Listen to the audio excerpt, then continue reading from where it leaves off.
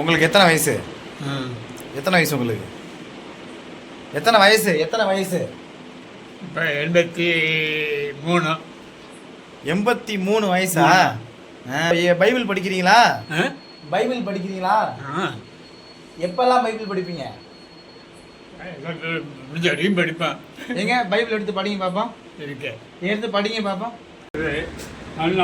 அண்ணா மந்தையை கூறியது, ஆண்டவரை முன்னிட்டு என் இதயம் மகிழ்கின்றது, என் வாய் என் இதயங்களை பழிக்கின்றது. ஏனே நான் நீர் அளிக்கும் மீட்பில் கருப்படைகிறேன். ஆண்டவரை போன்ற தூயவர் எவரும்